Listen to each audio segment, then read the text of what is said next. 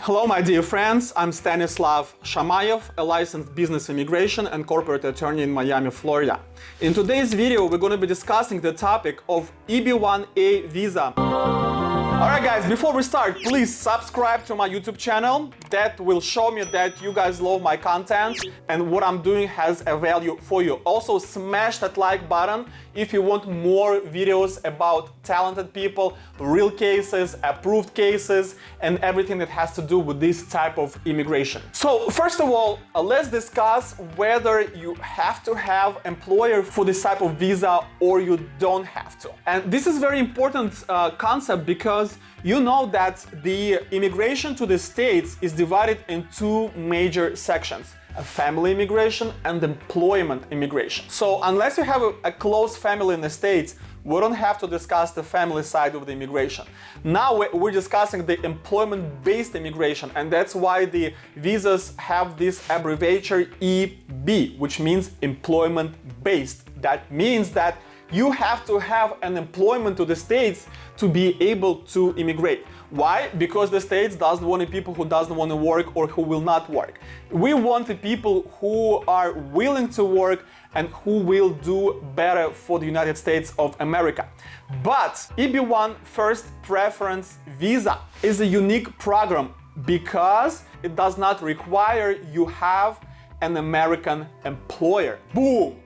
This is the best you can hear, because if you satisfy the criteria of this visa, you can file your petition as self-petitioner, meaning that you don't have to have an employer, an agent, an agency, whoever that person or entity is to sign your petition. You could sign the petition yourself, and this is amazing. Why? Because finding an employer in the States is not that easy unless you're here or you have connections or you have good friends. And about 70 to 80% of my clients who file for this type of preference of employment-based visas do not have anyone in the States, and we still get a lot of approvals for those guys. So make sure that you understand that for EB-1A, you do not have to have an employer. However, you may have an employer, and having an employer is gonna satisfy the criteria of your future work in the field of your talent. If you don't have that employer, we still have to prove what exactly you're going to be doing. It's not as extensive as EB-2 National Interest Waiver proof. You need to show the exact endeavor and the project in your field. With EB-1A, we can claim what you're going to be doing here. For example, you can just claim that you're going to continue to be a model, to participate in events, to work with the agencies, to work with the big brands, right?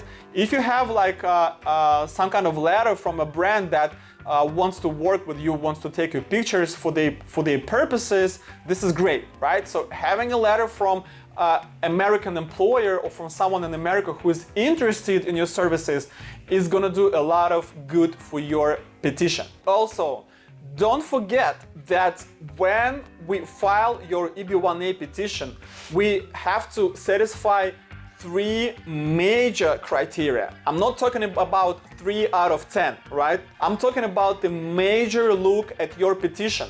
So stage number 1, we have to prove objectively that you satisfy at least 3 criteria out of the 10. We don't have to show that they're great, that you're at the top of your field, that you're the most extraordinary person in your country, that you have international recognition. No, we have to show 3 criteria out of 10.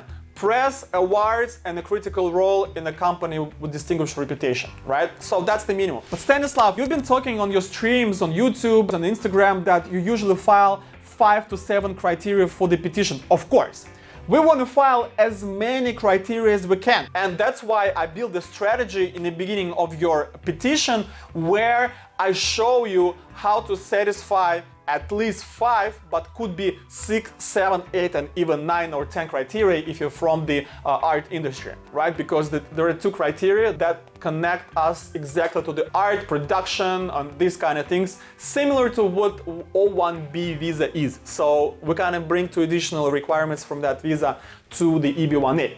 But don't worry about that, right? We need to show at least 3, but we usually file 5 to 7 criteria. Less than 5 criteria could be only sportsmen, the athletes, because you guys have awards, you judges, you have press, and maybe you play for your national team or for some kind of recognized national club in your country, right? So this is 4, that's the usual thing for the athletes. For everybody else, I don't remember anything less than 5 criteria for 7 years of my practicing. So make sure that even though you could satisfy 3 and you think, okay, I'm good, make sure that you work a little bit more to satisfy more than that. So that's stage number 1. Stage number 2, after the officer says, okay, I got 3 criteria, let's move on to the subjective analysis of your petition. What subjective analysis? That's exactly where we have to prove how prestigious those achievements are, that you are at the top of recognition in your country at least, and maybe you have international recognition. Stanislav, is it possible to get EB-1A if I only have national recognition and never had anything international? Of course. The minimum requirement is the national recognition. If you have more than national recognition, if you have some international letters, participation in the conferences, awards, maybe you worked in an international company, that's great. That's gonna make your petition even better. However, that's not what we always have. Sometimes we just have national recognition and that's more than enough. So in these subjective criteria, the immigration officer looks if you're really good, right? And everything that we did not claim as a criterion in number 1 stage, we show in the second step, at the second stage, because we have to bring everything, your certificates, your education, your conferences, your little participation, the thank you letters, the recommendations, just to show that you are in a small percentage in your talent niche. You don't have to have national recognition from all the people. No, it's not the criteria. All you have to have is a national recognition by the experts, by professionals like you, by similarly situated. Because if you're a talented engineer, no regular person like I am can assess your talent. Only experts in your field. You have to be recognized by the expert. This is number 2. And Stanislav, oh my God, how am I gonna do this? Recommendation letters? Don't worry. When you work with my company, I have all the templates, how to describe your talents. I have the examples of how all the letters have to be. Stanislav, I got everything collected. I have all the recognition. I have all the awards. I have the case almost ready to file. Let's go. Stop right now, right here. When I hear a client saying this means that the case is gathered by 5, maybe 10%, right? And don't be discouraged. This is a good thing, because one thing to have the actual achievements, the other thing is to describe those achievements. And this is the major mistake that I can see people doing who file by themselves without a professional, or who file with professionals who are not working in this type of immigration. Maybe they're doing all immigration, just pick up a case for only EB-1A or O1 here and there, but they don't really know how to do those cases. So having your criteria done does not mean you have a case. We have to spend maybe 6 months to strengthen your case and to describe it. More exact, you're gonna describe it under the supervision of my team and me, right? So make sure that you have the energy to describe your case as we progress. And by the way,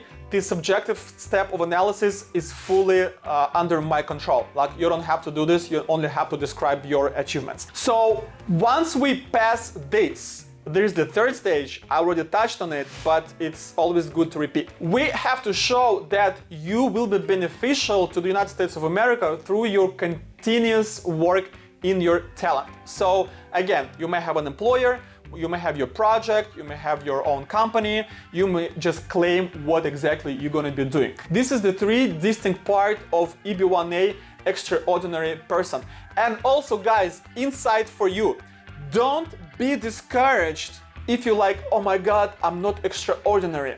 Well, your talent, extraordinary ability has a particular measure, the 10 criteria. And the more criteria you have satisfied, the better for your case. If you think that you qualify for this visa, or you have some achievements and you want to check is it good or not, I have a special questionnaire for you to give you a free analysis. Go down below this video, find the link, and answer all the questions that I prepared for you. So I will be able to give you a free evaluation of your case within 48 hours. Do it in detail, so I give you a better analysis. Press the like button if it was a valuable video for you. Press the bell button not to miss the 2 videos that I release every week. Also, there are links to my TikTok and to my English Instagram. They below this video in description. Follow me on those platforms so you get even more material, more education on immigration to the States. I'm Stanislav Shamayev, the lawyer of the future. Your future begins here. Good luck.